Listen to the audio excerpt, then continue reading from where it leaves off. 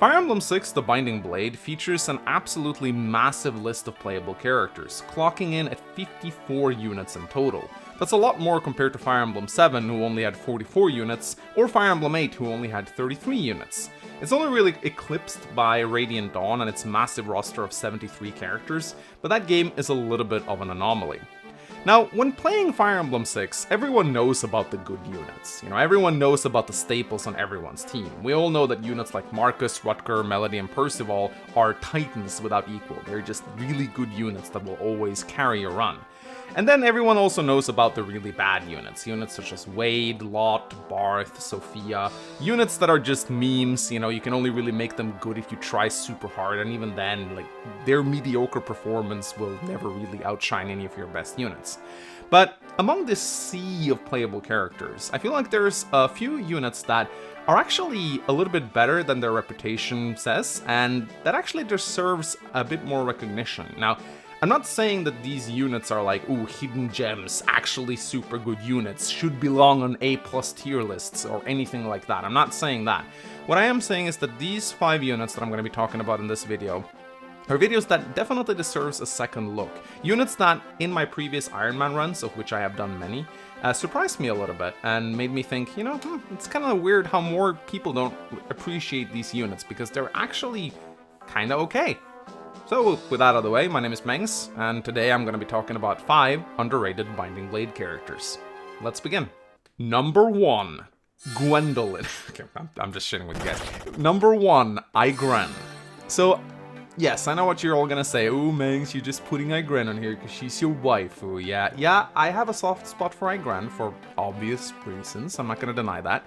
But I actually think she's a pretty good unit in Binding Blade. Not a spectacular unit, but I definitely think she's a lot better than people give her credit for. I feel like for the longest time, she was one of those pre-promotes that kind of showed up and went straight to the bench for most people. Now, when she got added into Heroes, her popularity definitely increased a little bit, because a lot of people got familiar with her. They saw her art, which was gorgeous, by the way, and they were like, maybe I'll give this girl another go. Now, one of the reasons why I think Igrene is a pretty good unit in Fire Emblem 6, or I should rather say a unit that doesn't deserve to go straight to the bench, is that snipers are actually pretty good in Binding Blade. Not archers, but snipers. Now, what I mean by that is, bows in Binding Blade are actually not as bad as they are in the other GBA games. In Fire Emblem 7 and Fire Emblem 8, archers are the big meme, because those two games tend to throw a lot of cannon fodder at your units. And as such, it's not really that good to have a good sniper on your team. It certainly helps. I mean, Luis can do some things in Fire Emblem 7, but at the end of the day, you kinda just want strong units wielding javelins and hand axes in those games.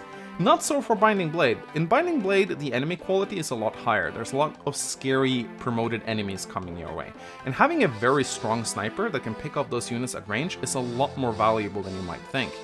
In the few Iron Man runs where I've actually trained a Bolt, I've always been astonished by how useful he is. Having a strong sniper that can pick enemies off at range, especially in Fire Emblem 6's maps, which features a lot of long corridors and narrow hallways, where you can place your sniper on the other side of a wall and pick up enemies or pick off enemies at the other side, it always impresses me. Now, of course, Igrene isn't going to beat a trained Blessed Volt by any means, but she is going to perform the same job with absolutely no investment, at least for some time. She might fall off a little bit towards the end, but there's going to be a pretty large majority of the game where her stats will carry her just fine. And not to mention, she can go up against those incredibly scary Wyvern Knights that are coming your way, and there are a lot of those in Binding Blade. In Fire Emblem 7 and Fire Emblem 8, you don't really fight a lot of Wyvern Knights. You fight a little bit of them in the mid-game when you go up against Vida, and in Fire Emblem 8, there's almost no Wyvern Knights at all. But in Fire Emblem 6, they're everywhere. They are pretty much one of the scariest enemies you'll face in the mid to late game. And having a strong sniper that can pick those off is incredibly valuable. And as such, I feel like Igrene is just one of those units that is just going to do a really solid job on your team. Sure, she's not going to beat a trained Volt or Dorothy, but who wants to train Volt and Dorothy? I know I did. I know I did it. It was kind of a joke, but I did it. But it's a big hassle, okay? Why wouldn't you want a unit that simply does that kind of well for free? And that's what Igrene does. And she's hot. It's a win-win.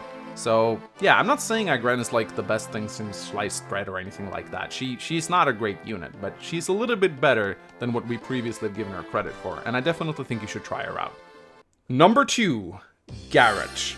So if you've been paying any attention to my Iron Man runs at all, you're not going to be surprised to see Garret showing up on this list. I've been talking about this guy for a very long time. I think he is one of the most underappreciated units in Fire Emblem 6. I definitely think he's one of the most underrated pre-promotes in this game.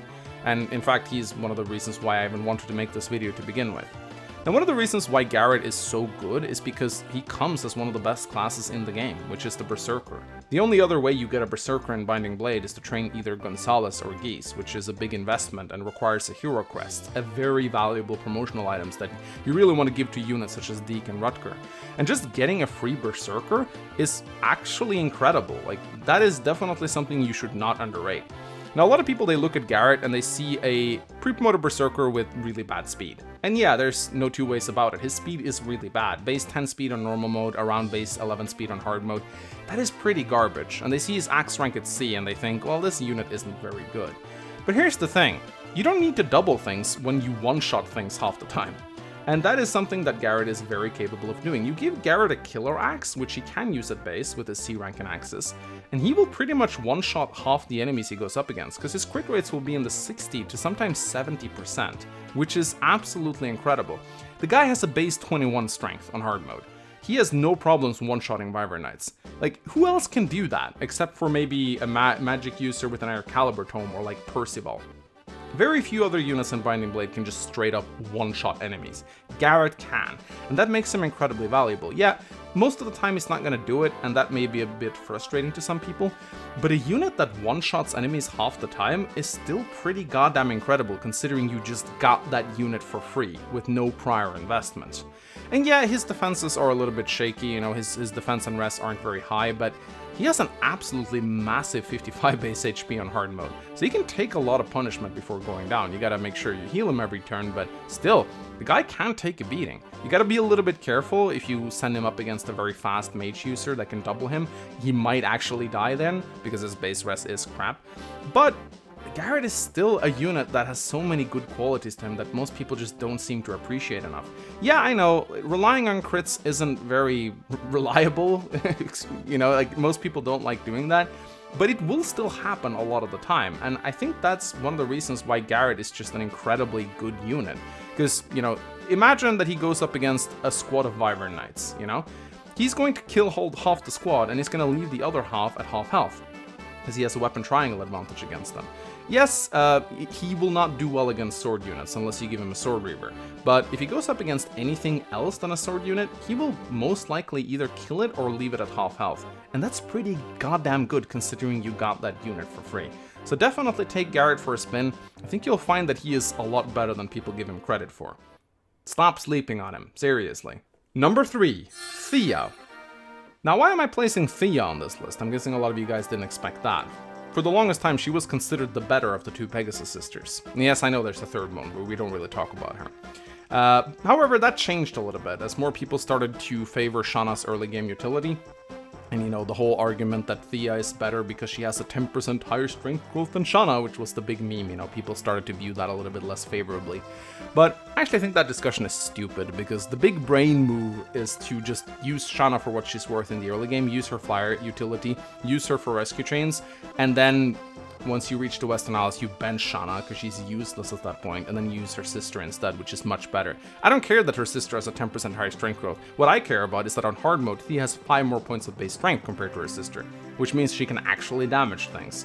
Yes, people say she has a bad lance rank. I know, D rank in lances is pretty bad for that stage of the game, but I'd rather take 5 extra points of base strength, thank you very much. Training Shanna is a freaking trial of patience, okay? She's 4 base strength and 30% strength growth. That's awful. She can't do anything. And even when you do get her to level up, like 2 out of 3 times, she's just not gonna level her strength. And her offense is just gonna stay bad. Yeah, she's gonna double things, but she's gonna do absolutely nothing. So I don't really think Shanna is a good combat unit at all. She's good for her flyer utility. I'm happy that she joins early. But once the Western Isles rolls around, I would much rather use her sister, because her sister can actually kill stuff. Now, yeah, you can promote Shanna at level 10, which is, you know, not super hard to do, and you'll get a pretty decent Falcon Knight. But you can do the same thing with Thea. She joins at level 8. You can give her 2 levels pretty easily in her joining chapter. Give her an Elysian Whip, and damn, you have a pretty damn good Falcon Knight at your disposal. So So yeah, Thea, for the longest time, she was considered the better of the two sisters, and then the debate kind of shifted. People started to favor Shanna a little bit more, but I just think that Shanna's combat is awful, and I think Thea's combat is pretty damn good, and that's one of the reasons why I think Thea is a little bit underrated. I think people get a little bit too caught up in Thea versus Shanna. It's more like you use Shanna as a fairy bot, and then you use Thea as an actual combat unit, and I think that's the proper way to view them. And that's why I think Thea is a little bit underrated, because I think people focus entirely on the wrong things about her. Number 4, Echidna. Now these days, people are definitely more aware of how good Echidna is. Her inclusion in Heroes have definitely boosted her popularity, and most people, even the ones who are not fond of using pre-promotes, will probably admit that she's pretty good. Around 10 years ago, when I started this channel, in my very first Let's Play, back then there was like a general consensus that all pre-promotes were bad, and so people didn't really care about Echidna simply because she was a pre-promote. I mean, just go back and watch what I say in that Let's Play. I ironically say that Marcus is a bad unit. Like, that's how stupid I was back then, you know? That's what most people said, like, pre-promote's bad. And so people looked at Echidna, who is like one of the most amazing pre-promotes in Binding Blade, and they go, well, I don't want one of those. I also don't think it helps that most people played FE7 prior to FE6, and they remember Harkon, the amazing hero, and, you know, they think back to Harkon and his insane bases, and then they look at Echidna and they're like, well, this isn't what a hero is supposed to be. Like, heroes are supposed to be awesome, and yet this is not that. This is not a unit that can clear out entire squads of enemies like Harkon could. But newsflash, in Binding Blade, especially on hard mode, almost no units are going to clear out entire squads of enemies. That's just not something you do in Binding Blade, unless you're like Percival. So the fact that Echidna can't do this, it doesn't make her bad, because that's like 95% of every other unit in Binding Blade. You're just not going to clear out 10 units in an enemy phase with a single unit, unless you're like Rutger or Percival. So if you look at Echidna and you see her bases, I mean, it's pretty apparent why she's an incredibly underrated unit. As I said, most people are aware of how underrated she is these days, but there's still some people who are not aware, and that's why she's on this list. Base 18 speed is incredible. Like, you're not gonna get a unit with 18 base speed in the Western Isles unless you train maybe Rutger and you promote him. That's not gonna happen. 18 base speed is insane. She can pretty much double everything in her joining chapter. Yeah, sure, you're gonna have to get that steel axe off her, it weighs her down, and it's a bad weapon for her to come with, absolutely. But you give her anything else, like a steel sword or a killing edge, or maybe even an iron blade, she's gonna, she has 9 con, she can use an iron blade with very little penalty. And with that weapon, she's gonna do pretty damn well. And she's gonna keep doing pretty damn well. Like, her bases will carry her through a very large part of the game. Even her base 13 strength, which some people view as bad, it's not actually that bad by Binding Blade standards. If you look at your roster by the time you get Echidna, and you look at the strength of your units, very few units are actually gonna have more than 13 strength. She's probably going to be one of the strongest units in your army, because units are just generally weaker in Binding Blade. And I think one of the reasons why people look at Echidna and they go, is because they compare her to heroes and units of other games. In FE7 and FE8, units are way stronger. Having a unit with 13 base strength in Fire Emblem 8 as a pre-promote would be pretty bad, but in FE6, it's pretty good, because units are generally weaker in that game. So all I see when I see Echidna is a really fantastic unit with base 13 strength, base 18 speed, and base 19 skill. That's pretty damn good. You're not gonna get stats like that on a pre-promote in Binding Blade most of the time, unless, again, we're talking Percival, but he's an anomaly, he's just broken. So yeah, Echidna, definitely a strong unit. You should use her every time you get her, because she is insanely good. And lastly, at number 5, we have the great General Douglas. Now, before you go into the comment section, wait, don't go into the comment section and say I'm full of shit. I know that's exactly what you're going to do right now, because yes, I am aware that Douglas is not a great unit. I'm not gonna say that he's like this underrated gem, because he's not. He's pretty damn bad, okay? He's a pre-promoted general with 8 base speed. The dude gets doubled by generic mages, okay, after he joins. And he dies really easily as a result, which is, it's hard to use him, okay? It's very hard to use a unit that cannot double and that gets absolutely annihilated by magic. But Douglas has a very specific niche that I discovered in my recent Iron Man run, and that is if you go Ilya, which most people do because the K is complete cancer. If you go to Ilya, you will face a bunch of things in large quantities. You'll face a million Pegasus Knights and some very scary Falcon Knights, and also a bunch of Ballistas. And Douglas is really good at absorbing these. Armed with the Silver Axe, which he can use at base, he can actually one-shot some of the incoming Pegasus Knights, which is pretty hilarious. And while he gets doubled by the Falcon Knight won't really do that much to him, considering he has 20 base defense. Sure, you're gonna have to keep him away from those magic units, and there are some of them scattered around every now and then, so you gotta be really careful with your positioning. But if you don't really have any good tanks, which, you know, might be the case when you reach Ilia, having a unit with just 20 base defense is pretty nice. There's a couple of chapters in which he shines extremely well. Yeah, most of the time when he hits back he will miss because his base 13 skill is a little iffy. And you know, axes and lances in general in Binding Blade have pretty bad accuracy compared to the other GBA games. But if you just need a unit to tank a bunch of incoming Pegasus Knights, which sometimes you actually do need that, Douglas can do that really well. And that is more than I thought him capable of in the past. In the past, I literally said that he has no place. Like, there's nothing good about Douglas whatsoever. He's just a bad unit, but he can actually tank some units in Ilia. Hell, I even brought him to Sakai once, and I realized that he can actually absorb some pneumatic fire. He's not going to be able to hit back. If you give him a javelin or a hand axe, he's never in a million years going to hit the nomads. He's just not. His hit rates will be really bad. But he will actually absorb some arrow fire.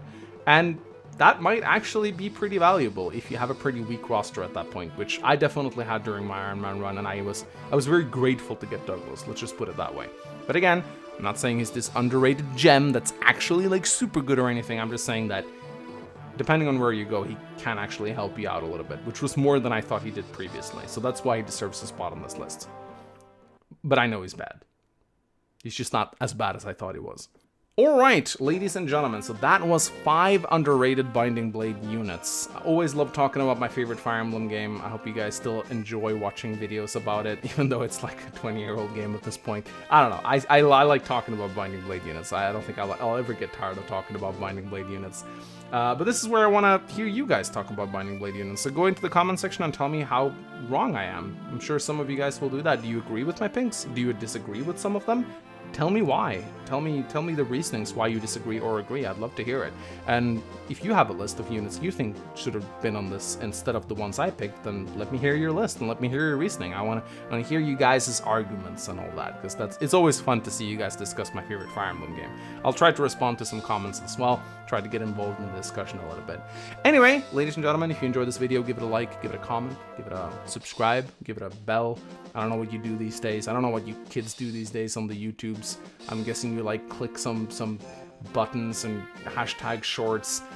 Maybe I need to do like a poll where I ask you guys, hey, do you like Fire Emblem? Yes or no? That's how you get big on YouTube these days, right? The algorithm, am I right? Bye.